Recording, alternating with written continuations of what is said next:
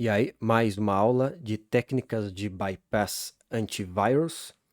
Neste vídeo, é um vídeo teórico, vou falar sobre sistemas de proteção. Sistemas de proteção de como funciona o antivírus e sistemas operacionais.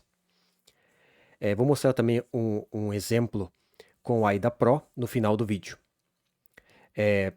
Windows Protection, ASLR, é o Address Space Layout Randomization. Ele impede que malwares explorem as vulnerabilidades de locais na memória, randomizando o espaço de endereçamento. É aquela questão da memória virtual, como eu demonstrei no vídeo passado, no primeiro vídeo, né? Dessa série aqui de bypass antivírus, né? Entendendo o sistema de proteção agora. Então, o sistema virtual é uma abstração do sistema físico. Então, o DEP é o Data Execution Prevention. Não permite que o código seja executado em memória em regiões específicas marcadas como página não executável. Então, o sistema DEP ele impede que determinadas regiões virtuais ela não vai ser executada naquela região o código. E daí causa uma exceção. Quando causa uma exceção é executado o CEH. No caso aqui seria o Structured Exception Handling Overwrite Protection. Ele vai proteger as sobrescritas de CEH, que é o Structured Exception Handling. Esse CEH, por exemplo, aconteceu uma exceção, né? Aconteceu um local da memória inválido foi acessado, isso causa um tipo de exceção e é acionado o CHOP. Só que daí existem as sobrescritas para burlar esse CEH. E daí esse CHOP aqui entra em ação dentro do sistema operacional que vai fazer o tratamento dessas exceções, né? E vai proteger também das sobrescritas, no caso do overwrite. Ele é um overwrite protection.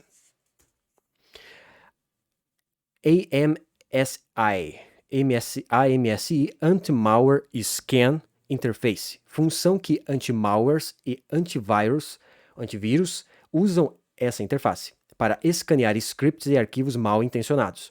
No caso aqui, lá no PowerShell, né, o Hoax Shell, por exemplo, que eu demonstrei nesse canal também já, o AMSI, que é essa função aqui, ele usa vários componentes para detectar o malware, ou uma execução de um script, como por exemplo o PowerShell, um script malicioso. Então, ele é integrado com vários componentes do sistema operacional. O Windows User Account Control, que é aquele sistema de proteção. Por exemplo, você vai executar algo no sistema que determina determinado privilégio acima, é que nem executar o sudo, por exemplo, é uma analogia, né? Daí você tem que colocar sim ou não. Executar esse programa, daí aparece uma tela, esse é o UAC. Esse UAC é um sistema de proteção. Dá para burlar também, existem várias e várias técnicas para isso, mas no caso, uma coisa importante no Windows, um exemplo, até uma dica, não usar sistema administrador, né? É usar um usuário comum, que quando ele vai executar uma ação de administrador, ele pede a senha de administrador, mas o usuário comum está sendo utilizado, é que nem no Linux. Não se usa o usuário root no dia a dia, né? Então no Windows também seria assim, mas a maioria usa administrador. Então PowerShell, ele vai também fazer a verificação, Office VBA, macros, os famosos macros, JavaScript e VBScript. ACLs são questões de permissão, né? São as permissões do Windows. Tem as ACLs, as GPOs, os servidores da Microsoft, né? Mas no caso aqui, cada arquivo no sistema operacional, executáveis, DLLs, né, os arquivos PE, né, drivers, tem permissões de base ACL, chamado também de DAC, né, no Windows de DACL, ou DACL. Duas partes principais é a entidade de segurança que recebe as permissões relevantes, o usuário principal, o usuário que administra ali, ou aquele que vai receber, né, as permissões que o objeto recebe, né, no caso o objeto, o arquivo, o programa, além de outras permissões herdadas, que são herdadas, né, de grupos e tudo mais. É parecido, né? Não é igual no Linux, né? No Linux é diferente, completamente diferente, é claro, mas são permissões para não executar. O antivírus existem vulnerabilidades de permissões, mas isso depende da empresa que faz o antivírus. Antivirus Protection Ring. Então é aqui, ó. Antivírus não é instalado no ring 0. Ou seja, o antivírus não é instalado no ring 0 do kernel. Ele precisa ser instalado abaixo do ring 3 userland. Então ele fica no intermediário ali, né? Um pouquinho abaixo do ring 3. Tem o ring 2 que não é utilizado, então ele fica entre esses rings e ao mesmo tempo ser protegido Protegido do quê? De vulnerabilidades que são baseadas em permissão de usuários. Usuários não administradores. Claro, se o cara tem uma máquina, ele tem acesso administrativo naquela máquina, ele já tem um privilégio mais elevado. Esse que é o problema. É que nem você usar um Linux, né? As pessoas que já estudaram Linux entendem mais fácil assim, né? É que nem usar um Linux com usuário root. Você tem todo o acesso total ao sistema. No Windows não é diferente, usando o administrator, que podem explorar. As vulnerabilidades de permissão que podem ser exploradas. Todo antivírus possui componentes no Ring 3, onde há o monitoramento e detecção de software mal intencional. No Ring 3, né, no Userland, onde reside os programas, onde o usuário usa os programas que ali, né, é detectado os softwares mal intencionados. Mecanismos de detecção. No caso aqui seria um mecanismo de detecção dos antivírus. Técnicas que eles utilizam, né, para detectar os malwares, os vírus, os ransomware, tudo mais, né? Como é que é detectado? Então, a validação estática faz a comparação com um banco de assinaturas de software maliciosos. Sempre os antivírus funcionam dessa forma, a maioria deles. Como existem outras técnicas aqui, mas todos usam essa estática aqui. É uma assinatura que é criada, geralmente uma hash lá, e ela é comparada, se bater, é o vírus, né? É o malware, é o software mal intencionado. Validação dinâmica, já é um pouco mais sofisticada, ela monitora a API do sistema, intercepta as chamadas do sistema. É assim que é detectado uma DLL maliciosa, né? Uma chamada de sistema estranha que o sistema detecta ali, um arquivo PE também, é assim que ele é detectado, porque claro que existem formas de burlar isso também. Sandbox, né, que ele cria uma, entre aspas, caixa de areia, ele cria um ambiente virtual separado, né, da memória física, isolando o software malicioso. Então ele isola ali naquela caixa de areia, como se fosse um exemplo, né? Um containerzinho, uma caixinha que ele isola o vírus ali, o software mal intencionado, para poder deixar na quarentena, que chamam, né? Heurístico. Ele determina uma pontuação combinando mecanismos, conduzindo uma análise estatística. Ou seja, ele combina todos esses métodos, esses mecanismos de detecção nesse heurístico. Ele é um dos mais sofisticados, né? Claro, vai vir novas técnicas, existem muitas outras técnicas, não se sabe no futuro se não vão usar IA para fazer isso, né? A Artificial Intelligence, né? Inteligência artificial, sei lá. Mas essas são as que são usadas atualmente. Técnicas de bypass dinâmico. Então aqui já vamos entrar, né? Rápido o overview, né? Essa primeira parte de sistemas de proteção. Agora, técnicas de bypass dinâmico. São esquemas teóricos que eu vou demonstrar aqui, né, para ter um melhor entendimento do funcionamento entre o sistema operacional e a técnica aqui apresentada. Então, o Process Address Space, que é cada processo que é alocado no espaço memória, será dado um conjunto de espaço de endereços virtuais. O espaço de memória de endereços tem um propósito diferente, que depende do código, do programador, o programador que fez aquele código, que programou aquele software. Um executável PE, que é um Portable Executable no sistema operacional, que cuida do carregamento dos processos e atributos, mapeia esses endereços virtuais alocados a endereços físicos. Claro, isso é uma abstração, né? O sistema sempre usa ali os endereços virtuais. O software acha que está usando endereços físicos, como já falei na primeira aula, né? Daí tem a MMU lá, que ele faz a transformação de endereços físicos para os virtuais, né? É uma abstração, né? Aqui está uma figura, um exemplo, né? O kernel aqui, como se fosse uma hierarquia ali, no caso, desses Process Address Space. O kernel, dados do programa, a stack e a heap. Então isso aqui eu não falei ainda, né, sobre stack e heap. Isso aqui é uma questão de um vídeo específico, né? Então é memória compartilhada, DLLs e dados. Então, como se fosse uma hierarquia, né? É o ring 0 aqui o ring 3 no caso. A técnica de injeção clássica, Classic Injection, técnica mais comum para injetar malware em outro processo. O malware grava o caminho para sua biblioteca de vínculo dinâmico, que é a DLL, né? Dynamic Link Library, acho que é isso. Maliciosa no espaço de endereço, que é um PE. A DLL também é um PE, né? Virtual de outro processo remoto, ou carrega criando uma thread remota no processo destino.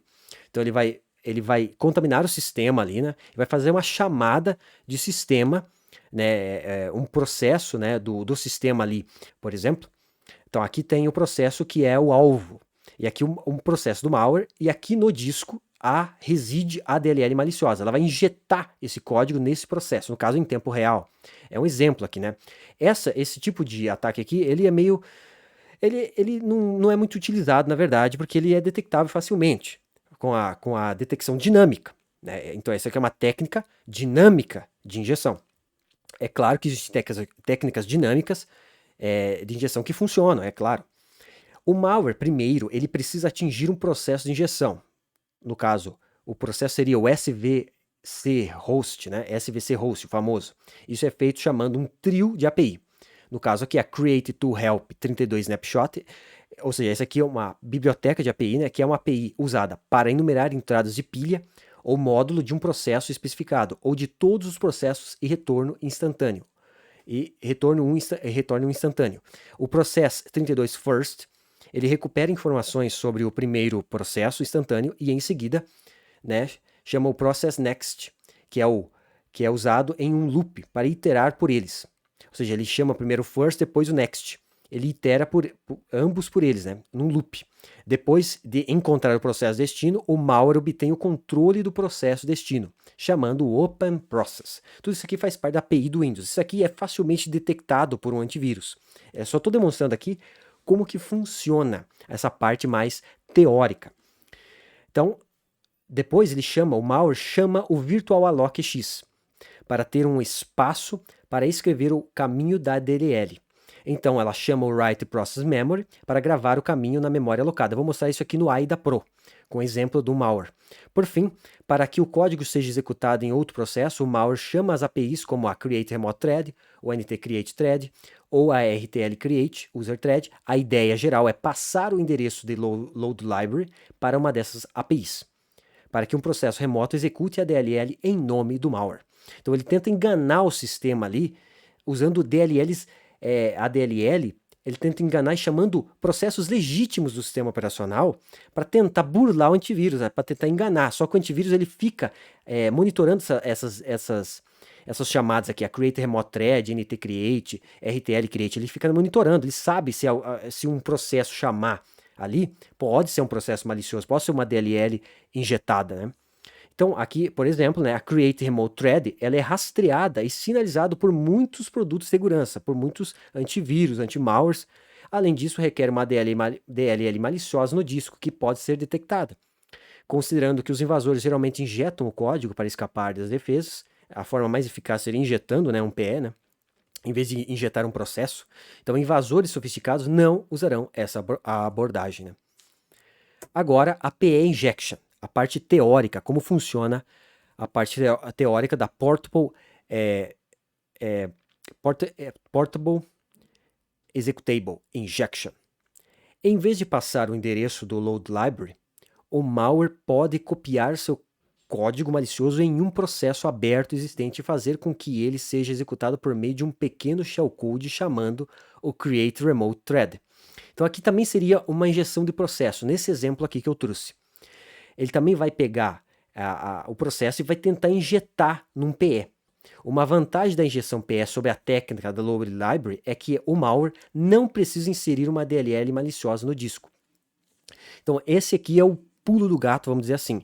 Você não precisa usar uma DLL para injetar no PE, no exe, por exemplo. Em vez de escrever um caminho DLL, ele escreve seu código chamando o Write Process Memory. Ele chama direto o Write Process Memory, em vez de executar uma DLL, um caminho de DLL primeiro maliciosa e depois injetar o processo. Então ele injeta direto chamando o Write Process Memory. Aqui está o exemplo, né? Um exemplo de um processo-alvo, nova seção, ele cria nesse processo-alvo, nesse exe, vamos dizer assim, né? Aqui tem o malware process, ele injeta, aqui é como se fosse um programa de injeção também. Eu já trouxe ele, é o PEZOR, então ele vai injetar nesse, né, vai criar uma nova seção, né? Lá no PEZOR você pode colocar em .text, por exemplo, escolhe a seção que você quer injetar, aquele código, né? Do MSF Venom, ou em um código próprio, você pega e injeta aquele código, por exemplo, e e ele vai criar essa sessão, ou não, vai injetar e vai colocar ali no meio daquele arquivo PE para poder burlar, tentar burlar o antivírus. Existem também abordagens de módulo de memória e injeção reflexiva de DLL, ainda mais furtivas. Ou seja, a injeção reflexiva de DLL é mais furtiva ainda, só que é uma outra técnica. Não depende de nenhuma chamada de uma API extra do Windows, ou seja, ele não chama essa Create Remote Thread ou a Load Library. Ao analisar a injeção PE, é comum ver loops for, um caminho antes de uma chamada para Create Remote Thread, técnica popular entre softwares que criptografam e ofuscam malwares PE e DLLs. Então, essa aqui é a parte teórica, a parte mais maçante no sentido de entender como funciona o antivírus, né? Então, agora eu vou mostrar no AIDA Pro a Classic Injection com um malware, né? Um exemplo do malware na prática, né? Então, continuando aqui, com o AIDA Free, eu devo ter falado AIDA Pro, mas na verdade é o AIDA Free, que é no Windows, aqui vou utilizá-lo esse programa. O malware é o RebHip, REBHIP, RebHip no Malware Bazaar, escreve lá tag, RebHip, e baixa esse malware. Aqui está a hash dele. Esse aqui é o arquivo executável propriamente dito. Vou arrastá-lo para o AIDA Free. Aqui tem a tela, né? É um Portable Executable PE64.dll. Vou deixar aqui a configuração padrão, OK. Ele vai carregar. Vou procurar aqui a chamada de sistema virtual alloc-x. Podemos ver todas as referências aqui, ó, as referências que ele chama o programa. Então nós vamos aqui de cima para baixo começa o programa. Poderíamos procurar um por um aqui olhando as chamadas, mas como é o AIDA Pro, ele tem essa facilidade de nós utilizarmos essa ferramenta. Então, search,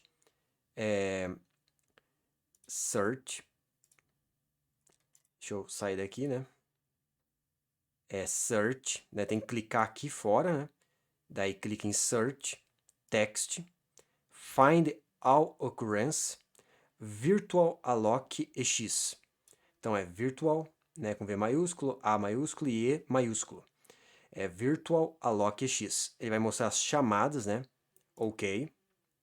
De sistema. Vai aparecer vários aqui, né? Mas aqui, ó, nessa referência sub40AF08, ela chama o call, ele faz uma chamada para virtual alloc EX. Então vamos clicar. Como vimos nos slides, o que ele chama lá? Então aqui ele faz uma chamada a getModulHandle. No caso, não é isso que está no slide, né?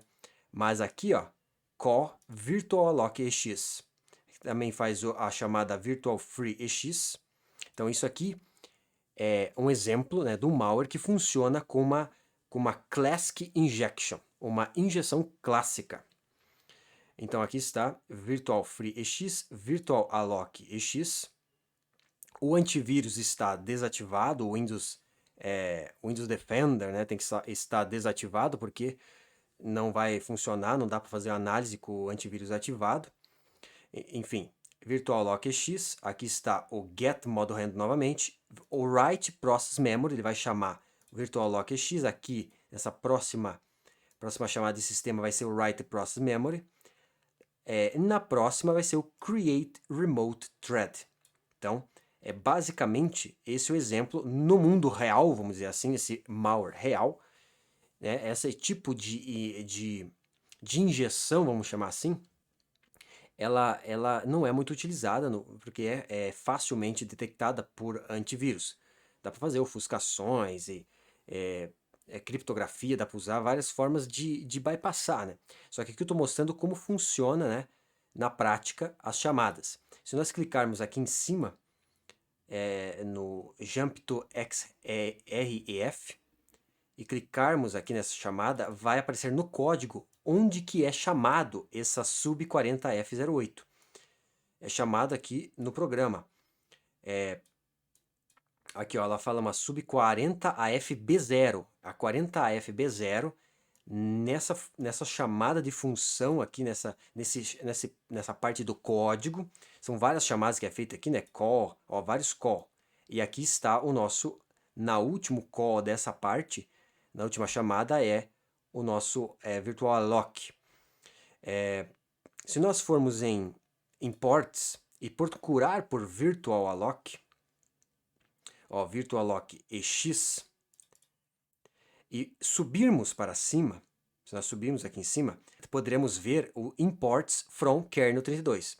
Lá as syscalls do Windows, as syscalls, as chamadas de sistemas API do Windows, né? Isso aqui é uma DLL que é importada, ou seja, basicamente todos os programas do Windows, quase praticamente todos, usam essas chamadas de API, né? E essa chamada virtual alloc ex, que está aqui, ó, virtual alloc ex, é importada da kernel 32.dll. Depois de encontrar o processo destino, o malware obtém o controle do processo chamando o open process. Então, search, text, find the occurrence, open process. Se eu for aqui nesse open process 40FB0, open process, qual que é a call que está lá, né? A chamada, a call, né? Está ali, 40F08, que é o virtual alloc ex. Então, na teoria, né, e na prática, no mundo real, é exatamente como demonstrado. O Open Process, ele vai tomar o controle do processo destino chamando Open Process, depois indo para o virtual alloc e fazendo o Write Process Memory e o Create Remote Thread, ou NT-Create Thread ex, RTL-Create User Thread, enfim, são várias técnicas, né? São várias chamadas que podem ser feitas. Então, basicamente, o vídeo era esse. Se gostou do vídeo, deixa um like. Muito obrigado por assistir essa aula, esse vídeo. Muito obrigado e até mais.